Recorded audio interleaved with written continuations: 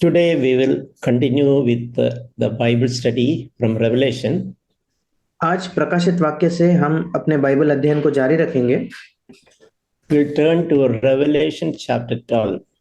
हम आज मुड़ेंगे प्रकाशित वाक्य इसके 12वें अध्याय की ओर। It's a very good chapter.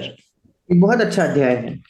We have many good lessons to learn and encouragement to be received. बहुत अच्छे पाठ है जो हम यहाँ से सीखते हैं और प्रोत्साहन है जो हमें प्राप्त होता है। We'll start with verse 1, Revelation chapter 12, verse 1. प्रकाशित वाक्य 12वां अध्याय पहले वचन से हम शुरू करेंगे। And I encourage you to open your Bible.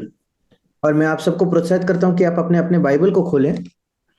So we read here, a great sign appeared in heaven, a और woman clothed with the sun and the moon under her feet, and on her head a crown of 12 stars. हम यहाँ पढ़ते हैं, फिर स्वर्ग में एक बड़ा चिन्ह दिखाई दिया, अर्थात एक स्त्री जो सूर्य ओढ़े हुए थी और चांद उसके पांव तले था और उसके सिर पर 12 तारों का मुकुट था।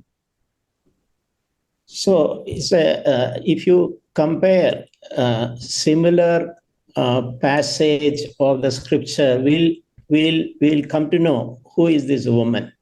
अगर आप ऐसे ही इसके समान जो वचन है उनसे इन वचन की तुलना करके देखें तो हमें पता चलेगा कि ये स्त्री कौन है। In Genesis chapter 37 verse 9, उत्पत्ति की पुस्तक उसका 37 अध्याय उसका 9वां वचन, we read about a dream which Joseph had. हम यहाँ एक स्वप्न के विषय में पढ़ते हैं जो यूसुफ ने देखा। So Joseph had a dream, and in that dream, the sun and the moon and 11 stars were bowing down to him. और उत्पत्ति 37 के 9 वचन में यूसुफ ने एक स्वप्न देखा था कि सूर्य और चंद्रमा और 11 तारे मुझे दंडवत कर रहे हैं। And his father understood the meaning of that dream. और उसके पिता ने उस स्वप्न का अर्थ समझ लिया। So in that dream, the meaning of that 11 his brothers would bow down to him. That is the meaning of the dream he had. और 11 दारों का मतलब था कि उसके 11 भाई, यही मतलब था उस स्वप्न का। So if you keep that dream which Joseph had and that passage which Joseph had, we can understand that this woman which we read in verse 1 is Israel. और अगर इस स्वप्न को हम याद रखें कि यूसुफ ने जो स्वप्न देखा था और उसकी तुलना प्रकाशित वाक्य 12:1 से करें तो हमें पता चलेगा ये स्त्री जो है ये इस्राएल है। We can say those 12 stars refers to 12 tribes of Israel. और हम कह सकते हैं कि 12 तारे जो है वो 12 गोत्र है इस्राएल के। And we read there this woman, we can understand this woman symbolizes Israel, and she brings forth a child. और हम देख सकते हैं कि ये जो इस्राएल को दर्शाने वाली स्त्री है उसे एक संतान होती है। That is in verse 2. She was with the child and she cried out, being in labor and in pain to give birth. दूसरे वचन में लिखा है कि वो गर्भवती हुई और चिल्लाती थी क्योंकि प्रसव की पीड़ा में थी। And this child represents Jesus born in Israel. और ये जो बच्चा है ये यीशु मसीह को दर्शाता है जिसका जन्म इस्राएल में हुआ। In verse 3 we read about another representation. तीसरे वचन में हम एक और प्रतीक को देखते हैं। Here it speaks about a great red dragon having 7 heads and 10 horns. और यहाँ हम एक बड़ा लाल अजगर देखते हैं जिसके 7 सिर और 10 सींग थे। And verse 4 we read his tail swept away a third of the stars of heaven and threw them to the earth. चौथा वचन कहता है उसकी पूंछ ने आकाश के तारों की 1/3 को खींचकर पृथ्वी पर डाल दिया। And the dragon stood before the woman who was about to give birth, so that when she gave birth, he might devour her child. वह अजगर उस स्त्री के सामने जो जच्चा थी खड़ा हुआ कि जब वह बच्चा जने तो उसे उस बच्चे को निगल जाए। So this dragon is the devil. और ये जो अजगर है ये शैतान को दर्शाता है। there are different Bible passages indicates that how the origin of devil. और बाइबल के अलग अलग वचन हैं जो हमें ये बताते हैं कि शैतान की शुरुआत कैसे हुई। A senior angel who was known as Lucifer rebelled against God, और एक बहुत वरिष्ठ एक स्वर्गदूत था जिसका नाम लूसीफर था, उसने परमेश्वर के खिलाफ बलवा किया and God threw him out of heaven. और परमेश्वर ने उसे स्वर्ग से फेंक दिया, बाहर निकाल दिया। So when you read this passage, it gives the impression that the Lucifer even deceived 1/4 of the angels. और इस वचन को हम पढ़कर ये अनुमान लगा सकते हैं कि लूसीफर ने उस समय स्वर्गदूत के 1/3 जो स्वर्गदूत थे उन्हें भी भ्रमाया, उन्हें भी अपने साथ कर लिया। And all of them who rebelled against God, they became demons. और जितनों ने प्रभु के खिलाफ बलवा किया वे दुष्ट आत्माएं बन गए।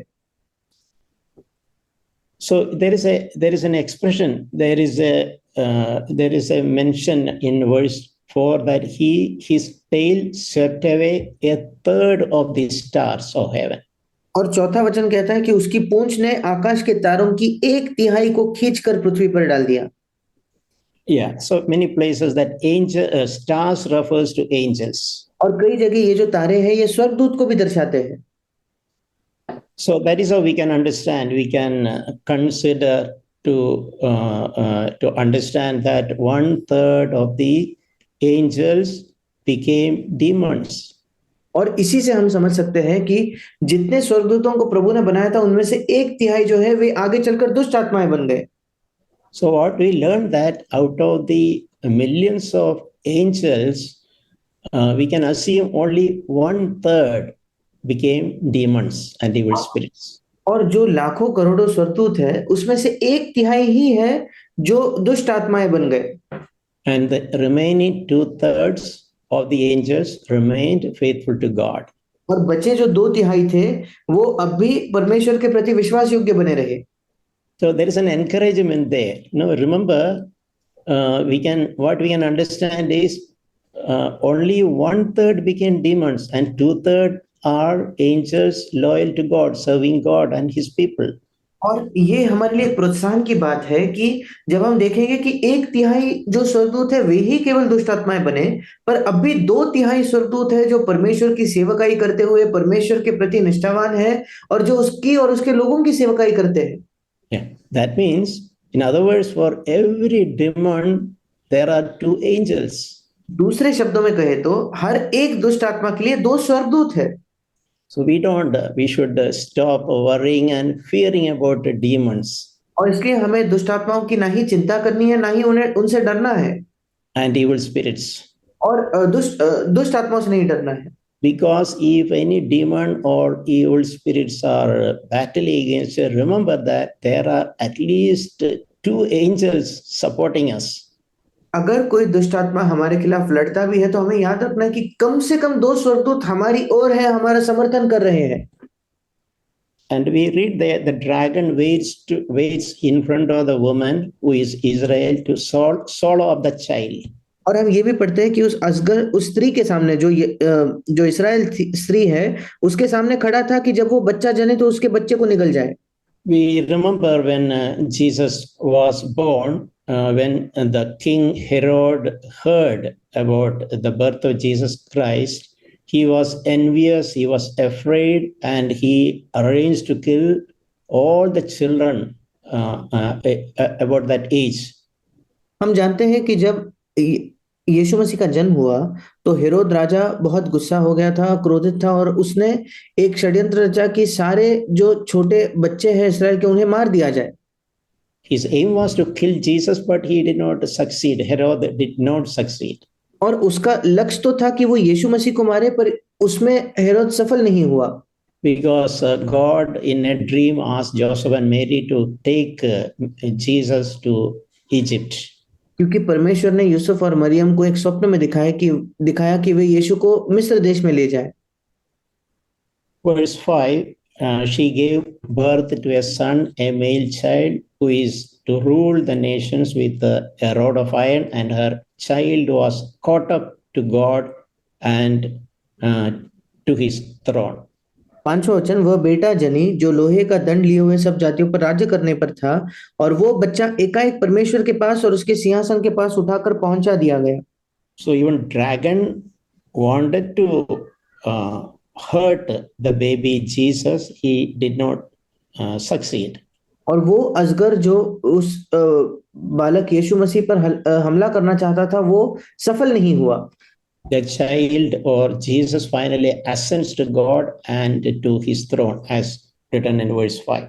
और वो जो बच्चा है या यीशु मसीह परमेश्वर की ओर, उसके सिंहासन की ओर लौट जाता है, जैसे 5वें वचन में लिखा है। Verse 6, we read the woman fled to the wilderness, and there where she was, where she had a place prepared by God, and there she would be nourished. छठा वचन कहता है, और वो स्त्री उस जंगल को भाग गई जहां परमेश्वर की ओर से उसके लिए एक जगह तैयार की गई थी कि वह वहां 1260 दिन तक पाली जाए। Meaning God had provided some kind of relief for Israel. मतलब परमेश्वर ने इसराइल के लिए किसी प्रकार का एक सुख या एक अच्छा समय उसने उनके लिए रखा था। We read an interesting thing in verse 7. 7वें वचन में हम एक बड़ी दिलचस्प चीज पढ़ते हैं। We read there was war in heaven. 7वां वचन कहता है, फिर स्वर्ग में लड़ाई हुई। And Michael and his angels waging war with the dragon. Michael और उसके स्वर्गदूत अजगर से लड़ने को निकले। And the dragon and his angels waged war. और अजगर और उसके दूत उससे लड़ पड़े। They were not strong enough, and there was no longer a place found for them in heaven. 8वां वचन, परंतु प्रबल न हुए और स्वर्ग में उनके लिए फिर जगह न रही। Yeah, we know these are pictorial language, we can say. हम जानते हैं कि ये सब चिन्हों की तरह या चित्रों में ये लिखा गया है। But what we can understand is there was a in the spiritual realm, there was a battle, there was a struggle. और इससे हम ये समझते हैं कि आत्मिक जगहों में या एक युद्ध चल रहा था, एक लड़ाई चल रही थी। And Michael, the archangels were leading that, and we see that he overpowered the dragon. और हम पढ़ते हैं कि मिकाएल जो एक स्वर्गदूत है, वो और सारे अन्य स्वर्गदूत इससे लड़ रहे थे, और अजगर और उसके दूत उनसे वो उन पर जीत गए।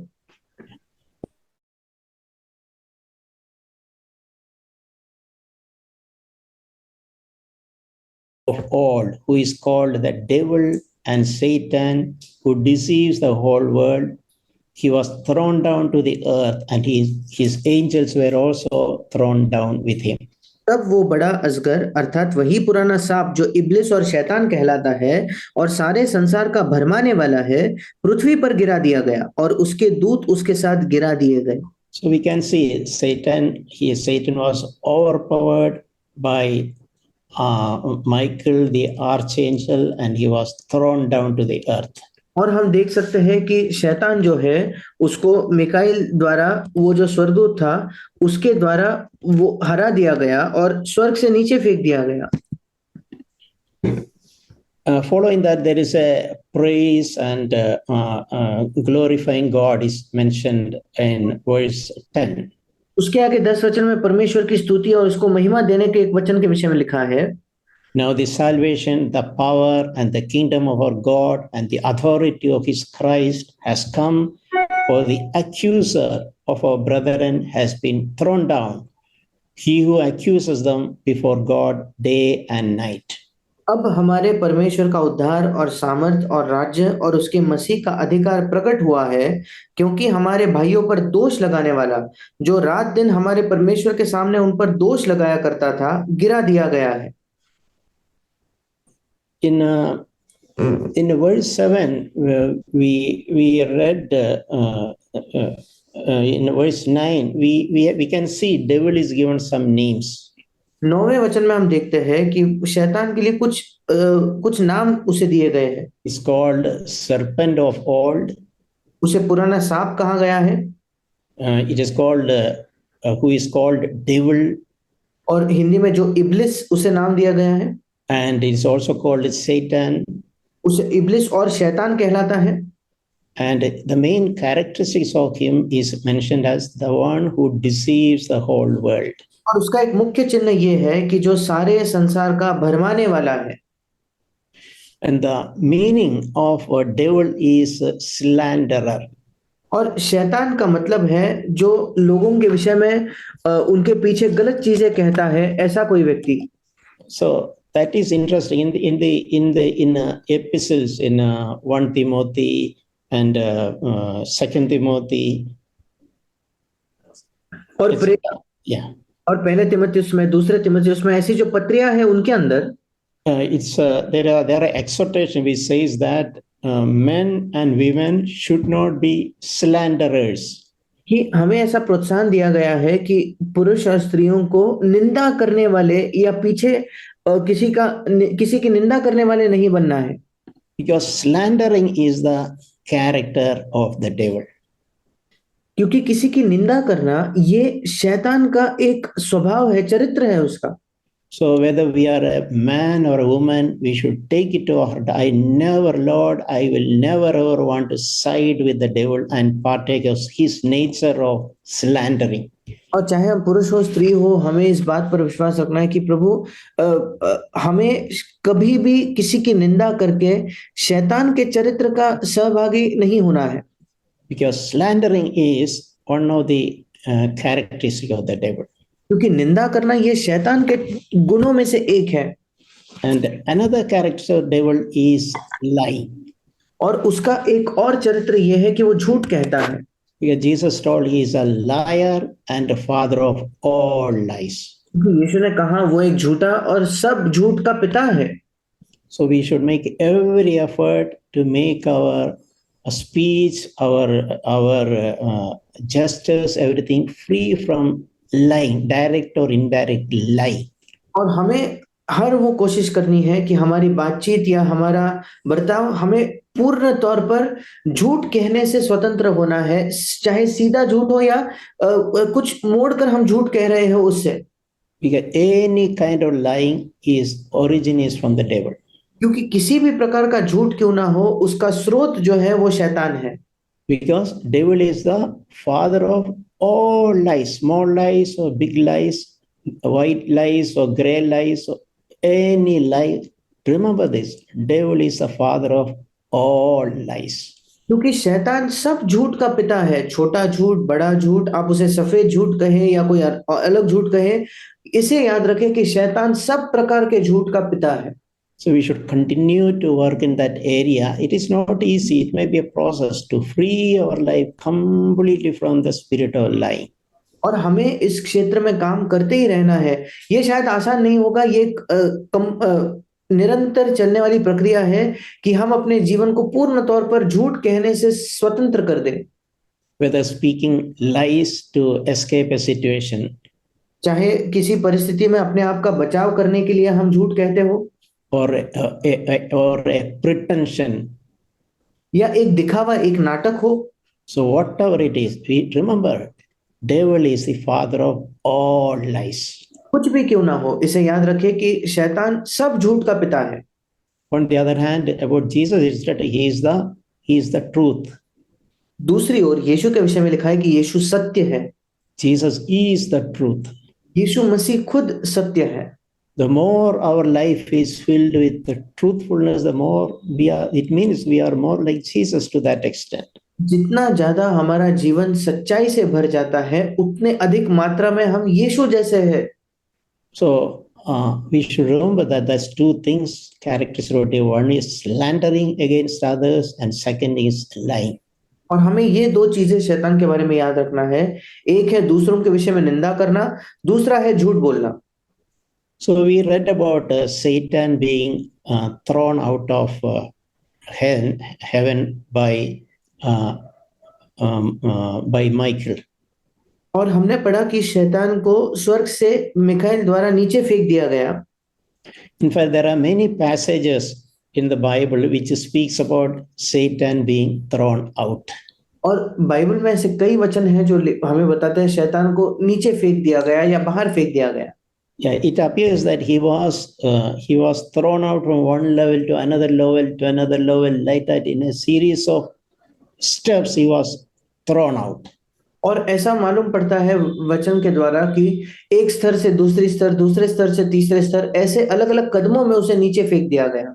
So it is not just one fall, he encountered many falls. और ऐसा नहीं कि एक बार वो गिरा, पर कई बार वो गिरा। So later in Revelation we'll understand that he was thrown to the bottomless pit. और आगे जाकर हम प्रकाशित वाक्य में पढ़ते हैं जो एक बहुत गहरा गड्ढे में उसे फेंक दिया गया। So we mentioned we touched upon the devil's character. He is mentioned in verse 12 that he accuses the believers day and night. और हम शैतान के चरित्र के विषय में और पढ़ते हैं कि वो दिन रात जो विश्वासी है उन पर दोष लगाने वाला है। In verse 10. 10वें वचन में ये लिखा है। So even what we can learn from is we can speak truth about others in love, nothing wrong in it. और इससे हम ये सीखते हैं कि हम दूसरों के विषय में जो सच है ये प्रेम में हम कह सकते हैं, उसमें कुछ गलत नहीं। But we should never accuse at others. पर हमें कभी किसी पर दोष नहीं लगाना चाहिए। You know that happened even in the Garden of Eden when God asked Adam whether did you eat the fruit which I told you not to eat. और ये एदेन के बगीचे में भी हुआ जब परमेश्वर ने आदम से पूछा क्या तुमने वो फल खाया जो मैंने तुमसे कहा था कि तुम्हें नहीं खाना चाहिए। So instead of telling yes or no, the Adam accused his wife. और हाँ या नहीं कहने के बजाय आदम ने अपने पत्नी पर दोष लगाया। And indirectly even he accused God, saying that remember that it is you who gave me that wife. और उसने परोक्ष रूप से मानो परमेश्वर पर भी दोष लगाया कि प्रभु तू ही है जिसने मुझे वो पत्नी दी। So in our homes we should practice, we should completely free from our lives from accusing our spouse and children, family members. हमारे घरों में हमें इस बात को पूर्ण तौर से अपने आप से निकाल देना है कि हम अपने पत्नी पर या अपने परिवारजनों पर दोष लगाते हैं। Yeah, that accusation is always from the devil. क्योंकि वो जो दोष लगाना है ये हमेशा शैतान की ओर से ही होता है। And accusation doesn't help. और दोष लगाने से कोई सहायता नहीं होती किसी की। Jesus on the other side intercedes for us day and night. दूसरी ओर यीशु मसीह दिन रात हमारे लिए मध्यस्थी करता है। And he showed the example of even taking the blame on behalf of others. और उसने हमें ये भी उदाहरण दिखाया कि दूसरों के लिए उसने खुद उस दंड को सहा। So we can have the godly care if required. I am willing to take blame for my wife than accusing her. और हमारे अंदर ये ईश्वरीय चरित्र होना चाहिए कि मैं अपने पत्नी पर दोष लगाने के बजाय उसका दोष अपने आप पर ले सकता हूँ। That is the spirit of Christ. ये मसीह का स्वभाव है, आत्मा है। Verse 11. 11वां वचन। They overcame him because of the blood of the Lamb and because of the word of testimony, and they did not love their life even when faced with the death. वे मेमने के लहू के कारण और अपनी गवाही के वचन के कारण उस पर जयवंत हुए और उन्होंने अपने प्राणों को प्रिय न जाना यहाँ तक कि मृत्यु भी सह ली। So we can say there are three steps or three ways in which we can overcome Satan. और हम देख सकते हैं 3 कदम हैं या 3 तरीके हैं जिसके द्वारा हम शैतान पर विजय प्राप्त कर सकते हैं। Remember, God wants each one of us to overcome, to live an overcoming life, overcoming devil and his works. याद रखें कि परमेश्वर चाहता है कि हम में से प्रत्येक शैतान पर और उसके कामों पर जयवंत ऐसा जीवन जिए। The first thing mentioned in this verse is blood of Jesus Christ, by the blood of Jesus Christ. सबसे पहली चीज जो इस वचन में लिखी है परमेश्वर यीशु मसीह के लहू के द्वारा। Satan's accusations have no power at all against us. शैतान हम पर दोष लगाने जो भी दोष लगाता है उसका हम पर कोई सामर्थ नहीं हो। In Bible, there are many examples where Satan is accusing. Bible में कई उदाहरण हैं जहां शैतान किसी पर दोष लगाता है। In the book of Zechariah, for example, there's a place where the devil is accusing Joshua. और जकरिया नबी की पुस्तक में उदाहरण के तौर पर एक वचन है, एक घटना है जहां शैतान यहोशू पर दोष लगाता है, Pointing out, see God on Joshua's robe. There's a little dirt, little dot. और वो परमेश्वर से कहता है कि देखो प्रभु, और ये जो यहोशू है उसका जो वस्त्र है वो मैला है, उस पर कोई दाग है। Yeah, that is how devil is waiting for an opportunity. If you give opportunity even a little bit, he will accuse on that. और इसी प्रकार से शैतान को अगर थोड़ा सा भी आप मौका दोगे तो वो तुरंत दोष लगाना शुरू करेगा। First of all, we should make every effort not to give devil an opportunity to accuse us. सबसे पहले हमें हर वो कोशिश करनी है कि हम शैतान को कोई मौका न दे हम पर दोष लगाने का। And God, on his part, we read there, the Lord asked angels to give a new robe and even a turban to Joshua. और परमेश्वर ने उसके भाग को पूरा करते हुए उसने स्वर्गदूतों से कहा कि उसे नए वस्त्र दिया जाए और एक शुद्ध पगड़ी भी उसके सिर पर रखी जाए। So when we believe and experience that the blood of Christ has cleansed us, devil just cannot accuse us.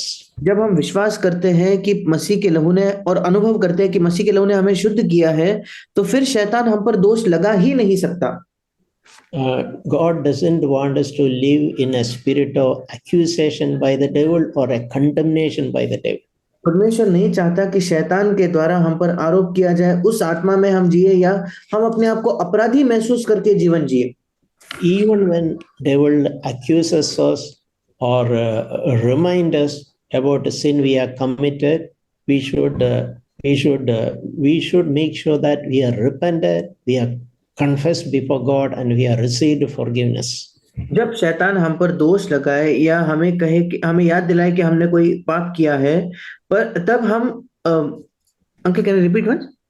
No, even when devil reminds us any sin which we have committed, we should make sure that we have repented about it and we have confessed it before God. जब शैतान हमें किसी पाप का याद दिलाए जो हमने किया था, तो हमें इसे सुनिश्चित करना है कि हमने उससे मन फिराया है और परमेश्वर के सामने उस पाप को हमने कबूल किया है। Meaning there should not be any unconfessed sin in our lives. इसका मतलब ऐसा कोई पाप हमारे जीवन में नहीं होना चाहिए जिसके बारे में हमने प्रभु के सामने कबूल ना किया हो। Verse 1 John chapter 1 verse 9 we read. पहला यूहन्ना पहला अध्याय उसके 9वें वचन में हम पढ़ते हैं। It's a very, very powerful verse. बहुत सामर्थी ये वचन है। If we confess our sins, confess means after repenting, and if we confess our sins.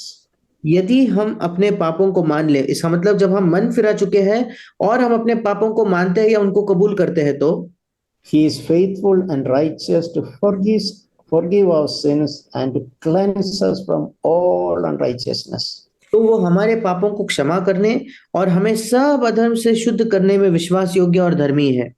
So it's very clear when you repent and confess about any sin, literally any sin. ये बहुत ज्यादा साफ है जब आप किसी पाप को कबूल कर लेते हो और मन फिराते हो, कोई भी पाप क्यों ना हो। The Lord will not only forgive us, प्रभु ना केवल हमें क्षमा करेगा, He will also cleanse us. वो हमें शुद्ध भी करेगा। So once that has happened, when devil accuses, we can tell him in reply, the blood of Christ has already cleansed away from my sin. और इसलिए जब ये हो चुका है तब हम शैतान को कह पाएंगे कि मसीह के लहू ने मुझे अपने पाप से शुद्ध किया है। And we can tell that we are no right to condemn me. I will not receive your condemnation. और हम शैतान से कह सकते हैं कि तुझे कोई हक नहीं मुझ पर दोष लगाने का या मुझे अपराधी घोषित करने का, मैं तुमसे इस भावना को नहीं लूंगा।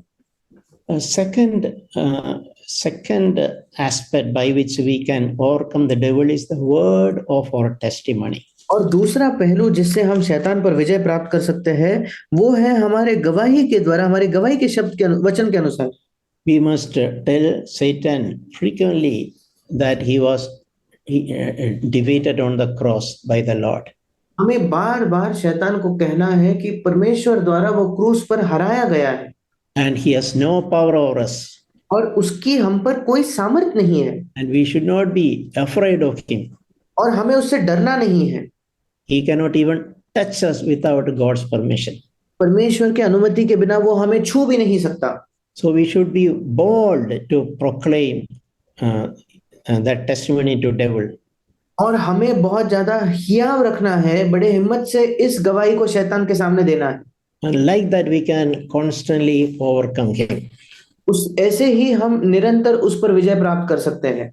I want to read one verse which tremendously helped me in my Christian life.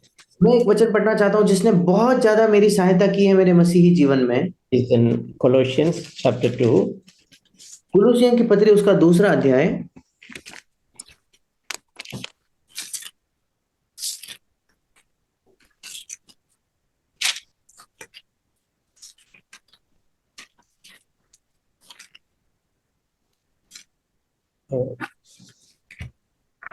Colossians chapter 2 verses 14 and 15.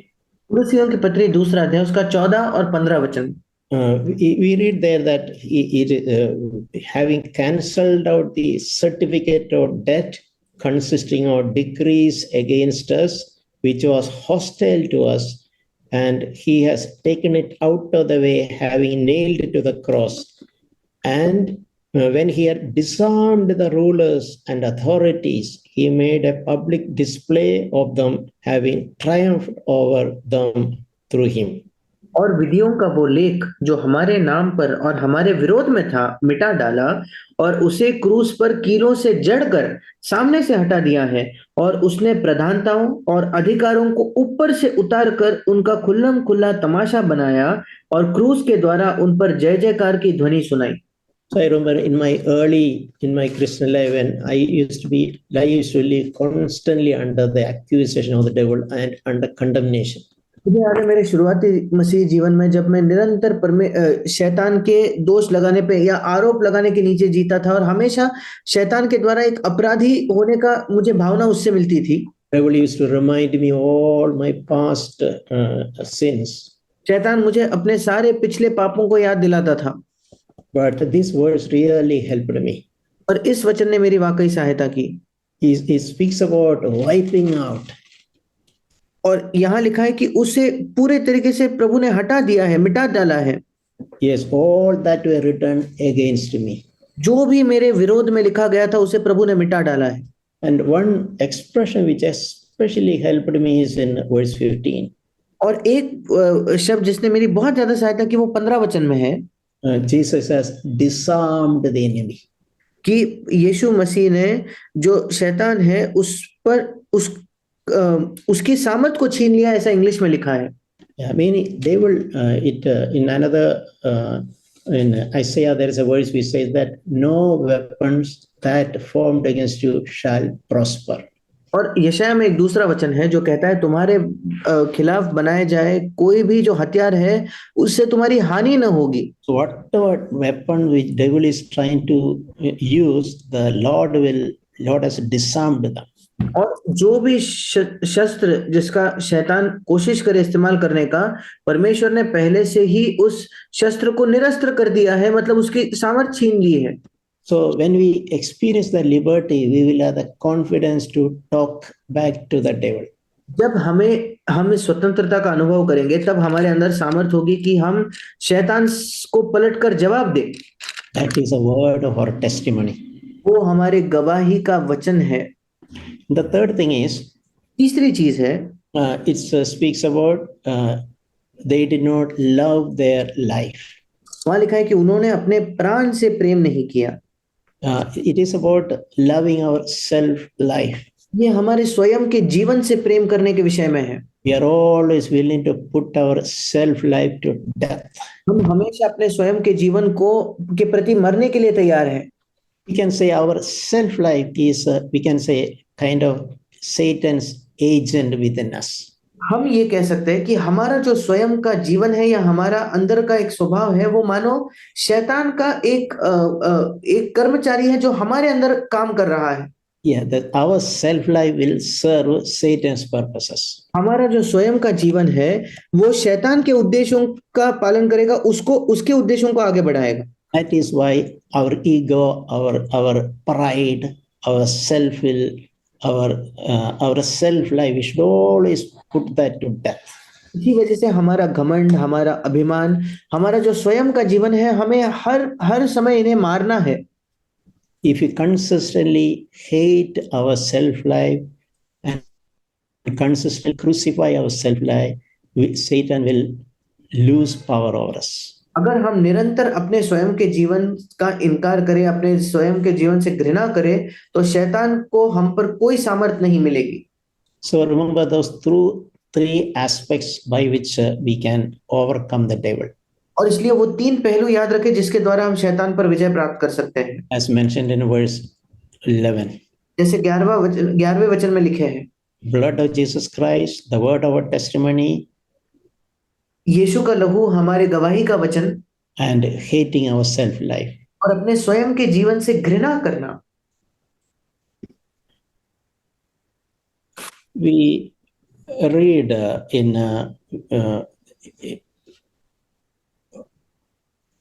again in verse 12, it speaks about celebration and praise and rejoicing. और 12वें वचन में फिर एक बार एक उत्सव, एक स्तुति और एक प्रभु के स्तुति के विषय में लिखा है। And it also mentioned that the devil has come down because it recognized that it has only a short time. और यहाँ ये भी लिखा है कि शैतान नीचे उतर आया है क्योंकि वो जानता है कि उसका थोड़ा ही समय और बाकी है। Last verse in that chapter, verse 12, verse 17. अध्याय का अंतिम वचन 17 वचन, It says that the dragon was enraged with the woman and went off to make war with the rest of her children who kept the commandments of God and hold to the testimony of Jesus. 17 वचन, तब अजगर स्त्री पर क्रोधित हुआ और उसकी शेष संतान से जो परमेश्वर की आज्ञाओं को मानते और यीशु की गवाही देने पर स्थिर है, लड़ने को गया। Yeah, when the devil did not succeed in destroying Israel, जब शैतान इस बात में सफल नहीं हुआ कि वो इस्राएल का नाश करे, it mentioned that he turned its attention to the word written there is to the rest of her children. और वहां लिखा है कि तब उसने अपने क्रोध को, या उसने दूसरे अपने शेष संतान पर, उस स्त्री के दूसरे संतानों पर अपना ध्यान लगाया। Yeah, who keep the commandments of God and hold the testimony of Jesus. तो परमेश्वर की आज्ञाओं को मानते और यीशु की गवाही देने पर स्थिर है। So these remaining children, we can understand they are believers. और ये जो शेष संतान है, हम समझ सकते हैं कि ये विश्वासी है। Because it says that who keep the commandments of God and who hold the testimony of Jesus. ऐसा लिखा है जो परमेश्वर की आज्ञाओं को मानते और ये यीशु की गवाही देने पर स्थिर है। So we can understand the devil will try to attack the church in various ways. और हम समझ सकते हैं कि शैतान कलीसिया को अलग-अलग तरीकों से उस पर हमला करना चाहेगा। And but Jesus told in one place that the power of Hades or the power of the devil will not prevail the church. पर यीशु ने एक जगह कहा कि शैतान का सामर्थ या अधोलोक के फाटक कलीसिया पर प्रबल न होंगे। And it's also interesting about the church. It is mentioned that those who keep the commandments of God. और कलीसिया के विषय में ये वर्णन भी बहुत सुंदर है कि ऐसे लोग जो परमेश्वर की आज्ञाओं को मानते हैं। It is not just hearing or reading or listening the commandments of God. ये केवल परमेश्वर के वचन को सुनना या परमेश्वर की आज्ञाओं को सुनना या परमेश्वर की आज्ञाओं को पढ़ने के विषय में नहीं है। It mentions that those who keep the commandments of God. बल्कि यहाँ लिखा है जो परमेश्वर की आज्ञाओं को मानते हैं। And they also maintain the testimony of Jesus. और वे यीशु की गवाही पर भी स्थिर है। These two aspects should represent our lives. ये दो पहलू हमारे जीवन के विषय में सच होने चाहिए। Keeping the commandments of God and maintain the testimony of Jesus. परमेश्वर की आज्ञाओं को मानना और यीशु की गवाही देने में स्थिर रहना। So in a summary from this passage, और इस शास्त्र भाग के अंत में we for our practical application, we learned that we should not share in the character of the devil by accusing others. हम अपने व्यवहारिक उसके लागूकरण के लिए सीख सकते हैं कि हमें शैतान के चरित्र का हिस्सा नहीं लेना है, दूसरों पर दोष लगाकर, दूसरों पर आरोप लगाकर। We also learned that another character of devil is lie. हमने ये भी देखा कि शैतान का दूसरा एक चरित्र है झूठ बोलना। So we should completely seek to free our lives from accusing, the spirit of accusing and the spirit of lying. और इसलिए हमें अपने जीवन को पूर्ण तौर पर स्वतंत्र करना है दोष देने या आरोप देने की भावना से, आत्मा से, और झूठ कहने की आत्मा से। The character of Christ is exactly the opposite. मसीह का स्वभाव बिल्कुल विपरीत है। Instead of accusing, he is interceding. दोष लगाने के बजाय वो मध्यस्थी करता, विनती प्रार्थना करता है। As against lying, he is the truth. और जैसे मैंने पहले भी कहा कि यीशु मसीह ही सत्य है। So we should seek to partake of that nature of Jesus in our lives. और हमें खोज करनी है कि यीशु मसीह के उस स्वभाव के हम सहभागी हो, उसमें हिस्सा लें। And the second thing we can understand is, as we understood, devil will definitely resist God's people. और दूसरी चीज जो हम समझते हैं वो ये है कि शैतान निश्चित तौर पर परमेश्वर के लोगों का विरोध करेगा। Devil will oppose God's people. शैतान परमेश्वर के लोगों का विरोध करेगा। Devil will oppose Israel. Devil will oppose the church. शैतान इस्राएल का विरोध करेगा, वो कलीसिया का भी विरोध करेगा। But God will help us, and we can always overcome him. पर परमेश्वर हमारी सहायता करेगा और हम हमेशा उस पर जय पा सकते हैं। I just want to read one before closing a couple of verses. One that is in Luke chapter 10. अंत करने से पहले मैं कुछ वचन पढ़ना चाहूंगा। लूका रचित सुसमाचार उसका 10वां अध्याय 18 and 19. 18 और 19 वचन। In the 18 we read that Jesus saying, I was watching Satan fall from heaven like lightning. 18 वचन में यीशु ने कहा, मैं शैतान को बिजली के समान स्वर्ग से गिरा हुआ देखा। And verse 19 we read, I have given you authority to tread on serpents and scorpions and over all power of the enemy, and by nothing will injure you.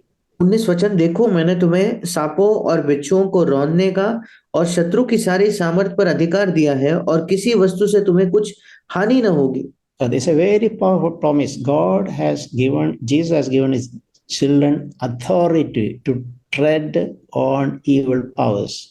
और ये बहुत अद्भुत एक वायदा है कि परमेश्वर यीशु मसीह ने अपने शिष्यों को ये अधिकार दिया है कि वो दुष्ट की सारी सामर्थ पर उनको कुचले। Yeah, and it mentioned that over all the power of the enemy. और शत्रु की सारी सामर्थ पर अधिकार दिया है, उस वचन में लिखा है। And by no means they shall harm you. That is what is written there. और किसी वस्तु से, मतलब शत्रु की किसी भी वस्तु से हमें कोई हानि नहीं होगी। In 1 Peter and James, it is written that humble yourself under the mighty hand of God and resist the devil, he will flee from you. और पहला पत्रस और याकूब के पत्री में लिखा है कि हमें परमेश्वर के बलवंत हाथ के नीचे अपने आप को नम्र करना है और शैतान का सामना करना है, तो वो हमसे दूर भागेगा। All through the New Testament, there is an emphasis that we can overcome the work of the devil. संपूर्ण नए नियम में ये जोर दिया गया है कि शैतान के काम पर हम उस जयवंत हो सकते हैं। We need not fear him. We fear him and run away from him, but we have to humble ourselves under the mighty hand of God, and we should resist him, and he will flee. That is what is written. हमें उससे डर कर उससे भागने की जरूरत नहीं, बल्कि परमेश्वर के हाथ के नीचे अपने आप को नम्र करके उसका विरोध करेंगे तो वो हमसे भागेगा, ऐसा लिखा है। And Romans 16:20 also it is written, the God of peace will crush Satan under our feet. Romeo की पत्री उसके 16वां अध्याय के 20 वचन में भी यही लिखा है कि शांति का परमेश्वर शैतान को तुम्हारे पांवों से शीघ्र कुचलवा देगा। So when we don't give devil an opportunity, जब हम शैतान को कोई मौका नहीं देते, we can always overcome him by the power of Jesus. हम हमेशा यीशु मसीह के सामर्थ्य से उस पर जय प्राप्त कर सकते हैं। May God help us. परमेश्वर हमारी सहायता करे।